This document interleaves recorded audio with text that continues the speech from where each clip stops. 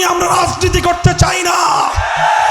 আমরা চেয়েছি এদেশে ইসলামের অধিকার, আমরা চেয়েছি দেশ এবং জাতিতে ইসলাম প্রতিষ্ঠিত হবে, ইসলাম বাস্তবায়িত হবে।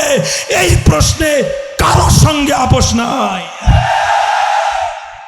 বাংলার মাটিতে দাঁড়িয়ে ওপেন হাজার হাজার লাখো জনতার এই মহা জনসমুদ্রকে সাক্ষী রেখে বলতে পারি, আমরা সুবহানাল্লাহ বলতে বলতে পালিয়ে যাই নাই। আমরা সুবহানাল্লাহ বলতে বলতে গোটা বাংলাদেশে আমরা ছড়িয়ে পড়েছিলাম। আমাদেরকে বলেছিলাম ঘর থেকে বের হতে দেবে না, আমরা বলেছিলাম আমরা ঘরে থাকবো, তোমরা থাকতে পারবে না। আজ 55,000 বর্গ মাইলের কোথাও বাটি চালান দিয়ে তোমাদের খুঁজে পাওয়া যায় না।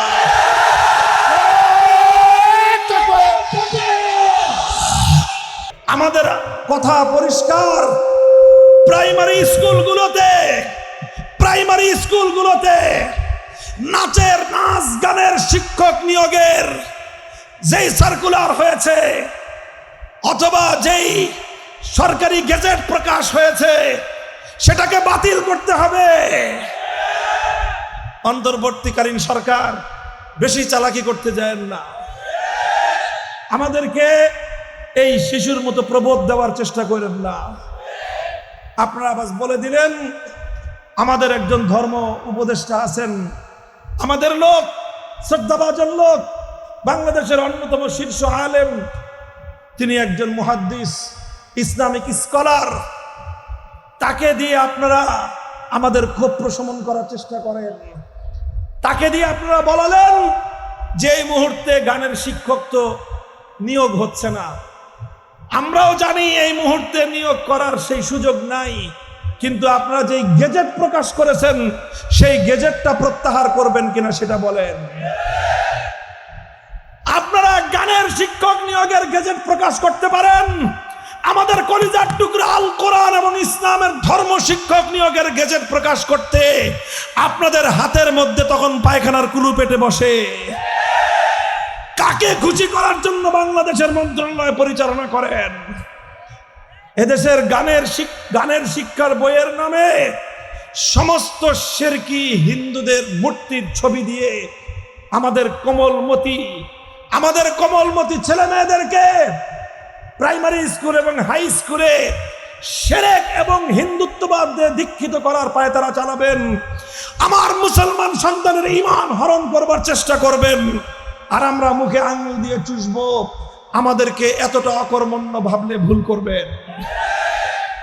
মনে রাখবেন, প্রাইমারি স্কুলে ধর্ম শিক্ষক নিয়োগ দেওয়ার এজেন্ডা নিয়ে বাংলাদেশে বড় ধরনের কোনো দুর্ঘটনাও ঘটতে পারে।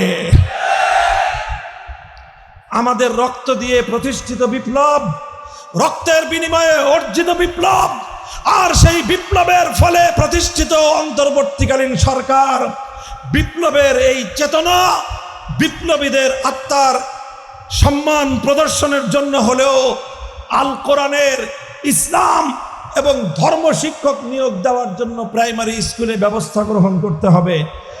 কথা বলেন ঠিক না বেঠিক?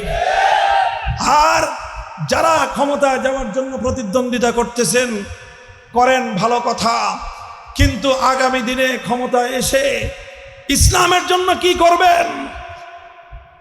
যারা আল্লাহর নবীকে, আল্লাহর কোরআনকে যারা কটাক্ষ করে তাদের ব্যাপারে কি শাস্তিমূলক ব্যবস্থা গ্রহণ করবেন তার প্রতিশ্রুতি জাতির সামনে আগে দিতে হবে। সেগুলো আগে পরিষ্কার করেন, তারপরে দিন দরবার হবে।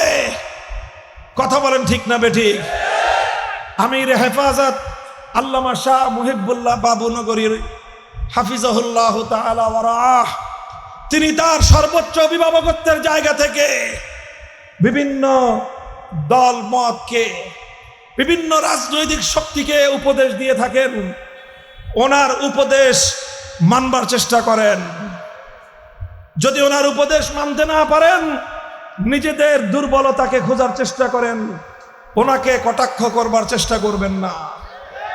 মনে রাখবেন, আল্লামা মুহিবুল্লাহ বাবুনগরী সেই ব্যক্তিত্ব, আমি বর্বরতার তুফানের সময় যিনি একা রাজপথে বুক টান খিলান করে দাঁড়িয়ে গিয়েছিলেন।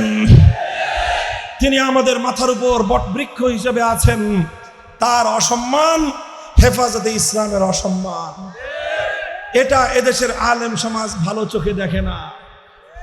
যার যার বার্তা, সবাইকে আমি আমার বার্তা পরিষ্কার করে দিলাম। আমাদের বার্তাগুলো নিয়ে ভালোভাবে আপনারা অ্যানালাইসিস করেন। এদেশের আলেম সমাজের হৃদয়ের কথা অনুধাবন করার চেষ্টা করেন। আমরা পরিষ্কার বার্তা দিয়ে যাই, 2024-এর বিপ্লব এদেশের আগামী দিনে ইসলামী রাষ্ট্র প্রতিষ্ঠার প্রাথমিক বুনিয়াদ গড়ে দিয়েছে। এরপরের যে বিপ্লব হবে, এরপরের যে অভ্যুত্থান হবে, সেই অভ্যুত্থান, সেই বিপ্লবের পর এদেশের বাংলাদেশ হবে ইসলামের বাংলাদেশ, খেলাফতের বাংলাদেশ। মুহতারাম হাজিরিন, আমি সমসাময়িক প্রসঙ্গগুলো নিয়ে হেফাজতে ইসলাম বাংলাদেশের ইতিহাস, অবদান এবং হেফাজতে ইসলামের মৌলিক দাবিগুলো নিয়ে আপনাদের সামনে কথা বললাম। শেরপুর জেলা হেফাজতে ইসলাম বাংলাদেশ এই সকল মত এবং পথের আলেম ওলামা, ধর্মপ্রাণ মুসলমানদেরকে আপনারা সংঘবদ্ধ রাখবেন। আমাদের কায়েদে মিল্লাত আল্লামা জুনায়েদ বাবুনগরী রহমতুল্লাহি আলাইহি একটা কথা বলেছিলেন। উনি বলেছিলেন, এদেশের প্রত্যেকটি মসজিদের সকল মুসল্লি হেফাজতে ইসলামের নেতাকর্মী। যারা নামাজি তারাই হেফাজতের নেতাকর্মী। এর বাইরে হেফাজতে ইসলামের নেতাকর্মীর আলাদা কোনো তালিকা নাই। কাজেই এভাবে সবাইকে সঙ্গে নিয়ে, আপনার রাজনৈতিক ঠিকানা ভিন্ন হতে পারে, ইসলামের প্রশ্নে আমরা ঐক্যবদ্ধ থাকতে চাই। কথা বলেন ঠিক না বেঠিক? যার যার রাজনৈতিক দলে ইসলামের প্রশ্নে আপনার দলের তৃণমূল থেকে কেন্দ্রীয় পর্যায়ে আপনারা বার্তা পৌঁছে দেন। দলের কেন্দ্রীয় নেতৃত্ব যদি ইসলামের পথে না থাকে, ইসলামের পক্ষে না থাকে, তাহলে তৃণমূল কেন্দ্রীয় নেতৃত্বের সাথে থাকবে না। ইনশাআল্লাহ, ইনশাআল্লাহ আগামীর বাংলাদেশ হবে। সবাই বলেন আগামীর বাংলাদেশ হবে। আগামীর বাংলাদেশ খেলাফতের বাংলাদেশ। নাসরুম মিনাল্লাহি ওয়া ফাতহুন করিব। ওয়া আখিরু দাওয়ানা আলহামদুলিল্লাহি রাব্বিল আলামিন। আসসালামু আলাইকুম ওয়া রাহমাতুল্লাহ।